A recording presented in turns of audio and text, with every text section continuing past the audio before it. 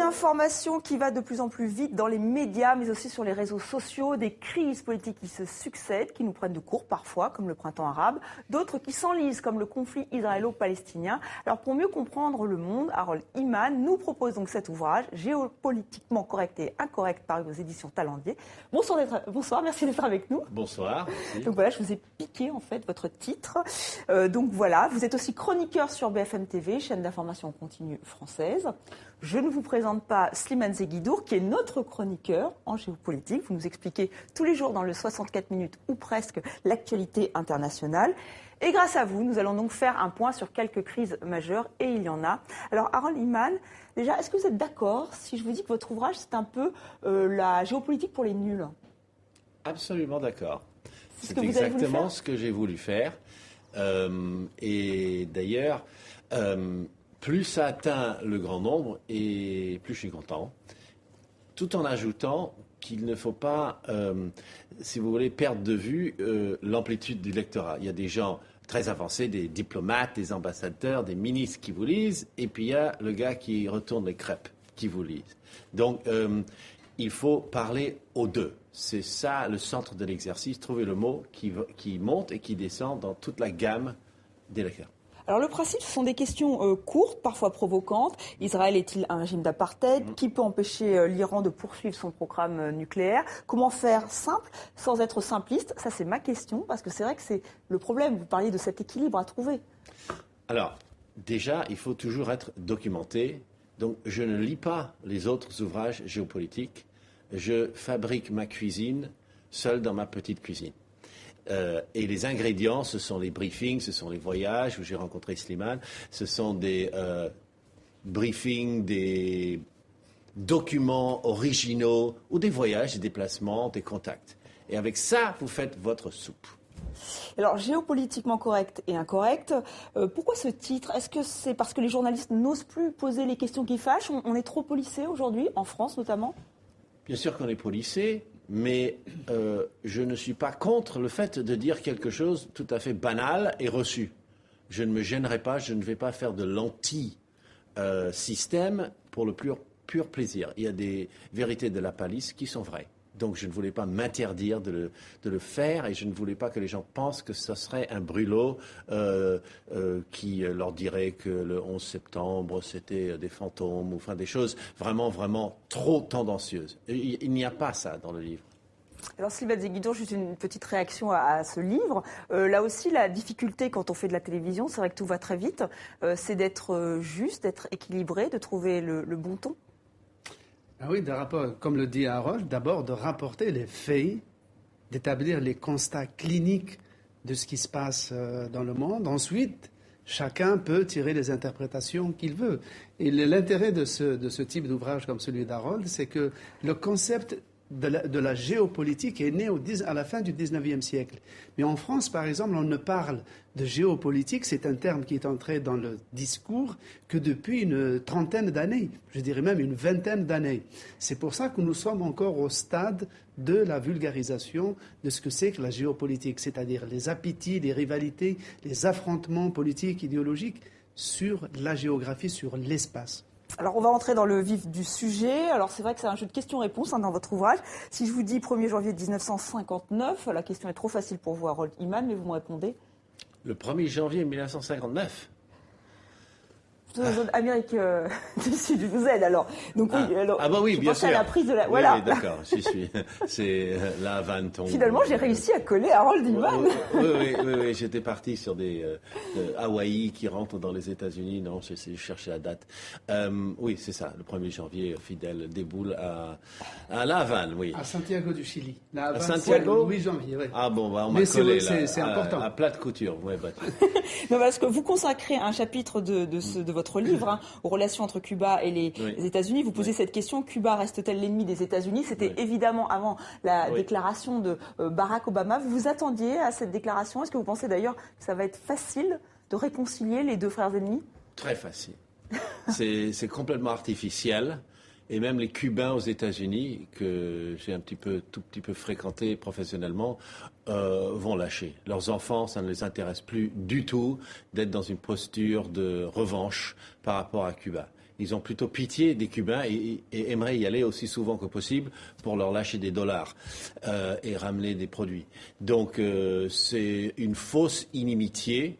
Et il suffisait de pousser la porte pour que tout fonctionne normalement. Évidemment, dans le Congrès, il y a une clique archéo, guerre froide, mais ils ont d'autres motivations que Cuba. Oui, mais là, c'est du côté américain. Est-ce que du côté cubain, ça risque d'être plus compliqué? Par exemple, Cuba a arrêté des dissidents hier, ce qui peut peut-être un petit peu surprendre les Américains et leur dire que tout n'est pas joué. Loin de là. Oui, ils en ont arrêté une cinquantaine et relâché presque la totalité. Ça, c'est juste, ne vous excitez pas trop, les enfants. On décoince, mais pas à la vitesse que vous voudriez.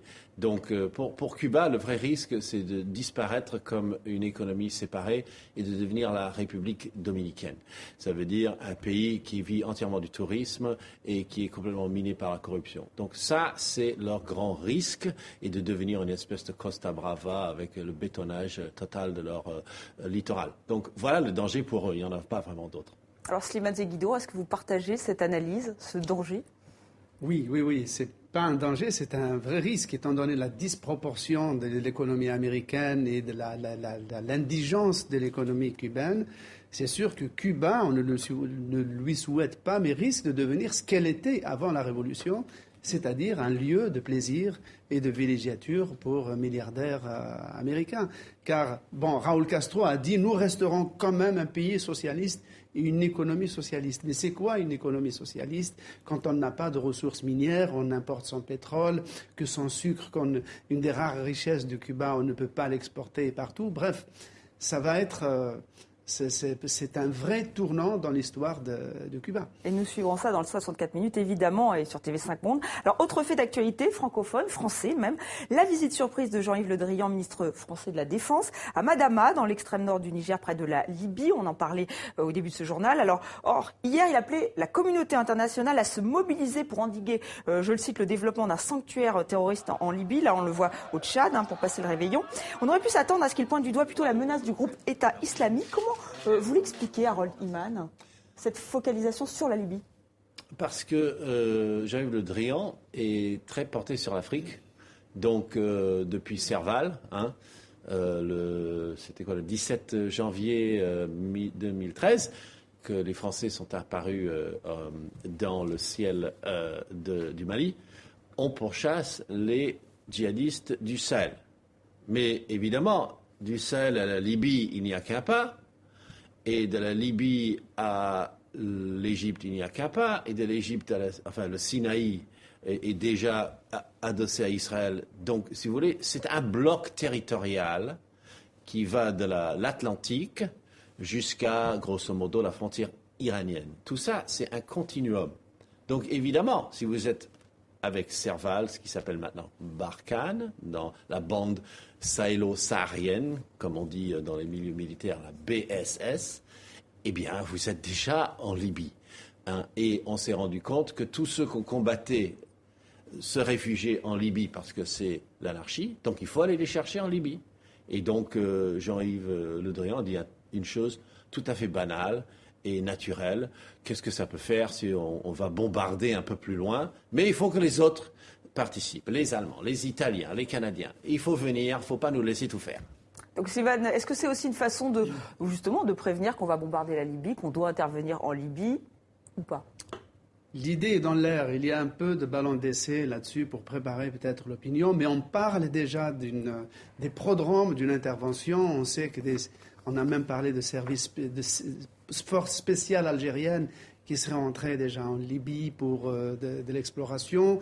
Il y a des renseignements français, américains, égyptiens. Il y a eu des bombardements par l'aviation des Émirats et de l'Égypte à l'intérieur de la Libye. Et la Libye, en plus de ce qu'a dit Harold, c'est un pays qui a un voisinage incroyable, c'est la Tunisie. C'est-à-dire, nous avons Libye, Tunisie. La Tunisie, c'est le pays qui a fait la réussite la plus admirable et exemplaire de ce qu'on a appelé le printemps arabe. Et la Libye, c'est l'exemple, le contrepoint absolu, c'est l'antithèse absolue. La Libye, c'est le lieu par où passent des milliers d'immigrants vers l'Europe. C'est le pays qui peut déstabiliser sérieusement la Tunisie. sans parler de l'Algérie. C'est un pays qui peut aussi déstabiliser l'Égypte. Bref, c'est devenu une espèce de trou noir qui est sur la Méditerranée, c'est-à-dire qui donne directement sur l'Italie, sur l'Europe du Sud. Alors on s'arrête maintenant sur un autre dossier, une crise dont on parle depuis des années et dont on parle régulièrement dans le 64 minutes, mais aussi dans tous les autres médias, le conflit israélo-palestinien. Vous y consacrez un large chapitre. Une petite question, comment vous avez choisi déjà les questions ? Parce qu'on peut parler de différents points sur le conflit israélo-palestinien. Alors j'essaye de me demander ce que penserait un lecteur avant même d'ouvrir le livre. Donc en France, on entend sans arrêt la question ou le débat Israël, pays d'apartheid. Ça devient l'apartheid. Jimmy Carter l'a dit, pour ne citer qu'un seul des auteurs de cette phrase. Donc il ne fallait pas éluder la question, il fallait la lancer devant. Et donc j'ai présenté le livre à Jérusalem, ils n'ont pas du tout aimé la question. Ma réponse, elle est simple sur l'apartheid, par exemple. C'est à l'intérieur des frontières de 67, non. À l'extérieur des frontières de 67, oui. Ça résume. Et parfois, il y a des questions assez surprenantes, comme Netanyahou, Faucon ou Colombe. Ah, c'est Colombe. Oui, bien sûr. Bah oui, tout le monde va dire Faucon, mais en fait, il retient... Enfin, dans le contexte, il retient les gens à droite de lui. Et il y en a un paquet. D'ailleurs, il vient d'être élu à la primaire, au Likoud, aujourd'hui. Il était donné ultra favori, donc il a été élu. Donc pour vous, c'est Colombe. Slimane ? C'est-à-dire, vu les gens d'extrême droite, vraiment extrême droite, jusqu'au racisme anti-arabe qui prend le transfert, donc l'expulsion des Palestiniens, on peut le dire qu'il est au centre.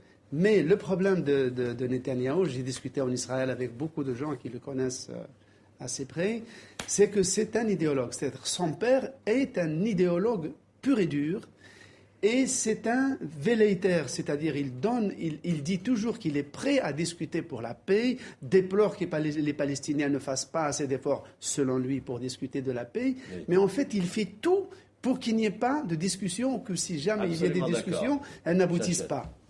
Donc c'est absolument pas. Vous êtes toujours d'accord, ça va pas du tout. Faut trouver quelque chose. Juste un mot de l'Union européenne qui quand même là grimpe en puissance, pas que l'Union européenne, la Suède qui est devenue le premier pays membre à reconnaître l'État de Palestine, la Belgique dit qu'elle va le faire. Il y a beaucoup de parlements, notamment en France, qui incitent les autorités à le faire. C'est un bon signe.